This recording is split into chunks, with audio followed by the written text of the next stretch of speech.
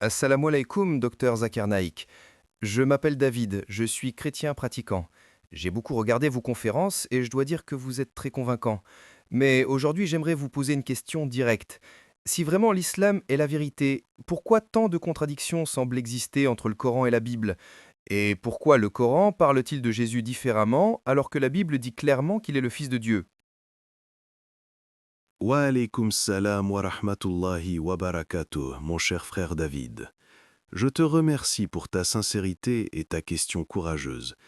Avant de répondre, permets-moi de rappeler une règle fondamentale dans la recherche de la vérité. Nous devons toujours revenir à la source authentique. Voyons donc ce que le Coran et la Bible disent réellement. Tu dis que la Bible affirme que Jésus est le Fils de Dieu. Peux-tu me citer un verset clair où Jésus dit « Je suis Dieu » ou « Adorez-moi » ? Eh bien, Jésus dit dans l'Évangile selon Jean, chapitre 10, verset 30, Moi et le Père, nous sommes un. N'est-ce pas une preuve qu'il est Dieu?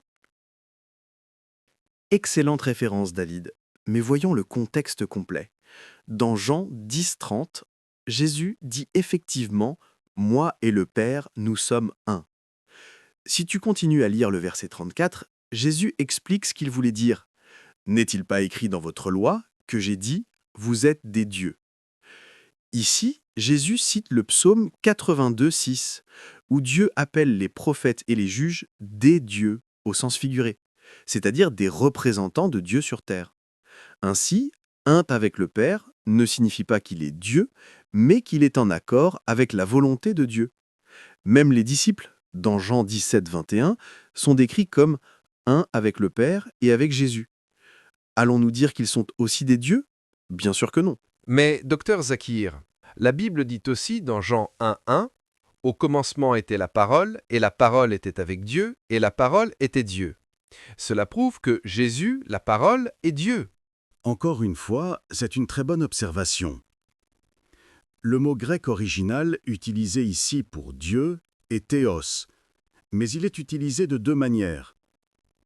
O théos, avec l'article défini le, signifie le Dieu suprême. Théos, sans article, peut signifier divin ou semblable à Dieu. Dans Jean 1,1, le premier Dieu avec article se réfère au vrai Dieu, tandis que le second, appliqué à la parole, est sans article. Cela veut dire que la parole était divine ou provenait de Dieu, pas qu'elle était Dieu. Et même dans Jean 1,14, il est dit « Et la parole a été faite chair », c'est-à-dire Mais alors, pourquoi le Coran nie-t-il la divinité de Jésus alors qu'il accomplit des miracles? Il guérit les aveugles, ressuscite les morts. très juste, frère David. Le Coran reconnaît pleinement ces miracles, mais il précise leur source. Sourate Al-Imran, verset 349. Je guéris l'aveugle-né et le lépreux, et je ressuscite les morts par la permission d'Allah. Jésus, paix sur lui, n'a jamais dit « je fais cela de mon propre pouvoir ». Il dit « par la permission d'Allah ». C'est comme un médecin qui guérit un malade grâce aux moyens que Dieu lui a donnés. Le pouvoir vient de Dieu, pas de lui-même. Et le Coran nous rappelle, dans Sourate Al-Maïda, verset 116, qu'Allah demandera à Jésus au jour du jugement « As-tu dit aux gens, Mais alors, pourquoi tant de chrétiens croient-ils que Jésus est le Fils de Dieu? c'est une question très importante, David, car elle touche au cœur de la compréhension du monothéisme et des textes bibliques. Dans la Bible originale, le terme « Fils de Dieu » n'a pas toujours le sens que beaucoup lui attribuent aujourd'hui. En hébreu et dans le contexte de l'Ancien Testament, il s'agissait souvent d'un titre symbolique, indiquant une relation proche avec Dieu, une position spéciale de guidance ou de responsabilité, et non une filiation biologique. Par exemple, dans Luc 3,38, Adam est appelé « fils de Dieu ». Cela ne signifie pas que Adam était divin ou enfanté par Dieu, au sens littéral, mais qu'il a été créé directement par lui et qu'il détenait un statut particulier parmi les créatures. De même, le roi David est décrit comme « fils premier-né de Dieu » dans le psaume 89, 27, signifiant qu'il était choisi pour gouverner avec justice. Je comprends votre raisonnement, mais si Mohammed, ça lui soit sur lui, est le dernier messager. Pourquoi la Bible ne parle-t-elle pas? En réalité, David, la Bible mentionne clairement la venue d'un prophète après Jésus, mais beaucoup de chrétiens ne l'ont pas reconnu à cause des traductions ou des interprétations erronées.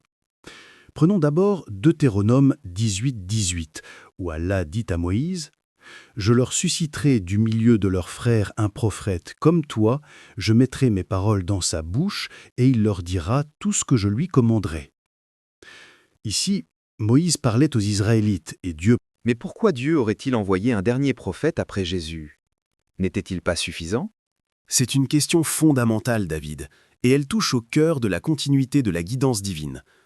Pour bien comprendre, il faut d'abord saisir la portée de la mission de chaque prophète. Jésus, alayhi salatu wassalam, n'a pas été envoyé pour toute l'humanité. Sa mission était spécifiquement limitée aux enfants d'Israël, comme il le dit lui-même dans Matthieu 15, 24. « Je n'ai été envoyé qu'aux brebis perdues de la maison d'Israël. » Cela signifie que ses enseignements et son message étaient destinés à un peuple et à un contexte historique précis. Je dois admettre, Dr Zakir, que je ne m'attendais pas à ces réponses. Vous avez cité la Bible plus que beaucoup de chrétiens que je connais. Mais dites-moi, selon vous, Mon cher frère David, c'est là que réside la beauté de la guidance divine. La vérité ne s'impose jamais par la force, elle se reconnaît par la réflexion, la raison et la sincérité du cœur. Ce n'est pas une question de pression ou d'obligation, mais de compréhension et de choix éclairés. Le Coran affirme clairement dans Sourate Al-Baqarah 256 « Nulle contrainte en religion ». Allah ne force personne à croire, il souhaite que l'humain choisisse librement, avec son intellect et sa conscience. Si tu ressens dans ton cœur que le message du Coran est vrai, la première étape consiste à approfondir cette découverte par la lecture attentive et réfléchie du Coran, accompagnée d'une recherche sur le contexte historique et les enseignements des prophètes. Approche le texte avec un esprit ouvert, cherchant à comprendre la logique, la beauté et la cohérence de chaque verset. Deuxièmement, il est essentiel de prier Allah sincèrement, en demandant guidance et clarté. Ô Seigneur, guide-moi vers la vérité, peu importe où elle se trouve. C'est un acte d'humilité et de soumission à la volonté divine. Lorsque cette sincérité est accompagnée de réflexion rationnelle, le cœur se remplit de lumière et de certitude. Enfin, si ton cœur te conduit vers l'unicité d'Allah, le Dieu d'Abraham, de Moïse, de Jésus et de Mohammed, paix sur lui, alors tu auras trouvé le message universel des prophètes, le pur monothéisme, le tawhid, la croyance en un seul Dieu sans associé. Ce chemin n'est pas seulement intellectuel, il transforme le cœur, la vie et la relation avec le Créateur. En somme, la découverte de la vérité n'est pas un événement ponctuel, mais un processus de réflexion, de prière et de guidance divine conduisant à la lumière qui illumine toute l'existence. Merci Dr Zakir. Aujourd'hui, je suis venu avec l'intention de vous piéger, mais je repars avec des réponses que je ne peux plus ignorer. Alhamdulillah. Mon frère, c'est le signe d'un cœur sincère. Souviens-toi, les prophètes ne sont pas venus pour diviser, mais pour unir l'humanité dans l'adoration d'un seul Dieu. Et le plus grand des miracles, c'est quand la vérité touche une âme. Celui qu'Allah guide, nul ne peut l'égarer. Sourate Az-Zumar 39-37.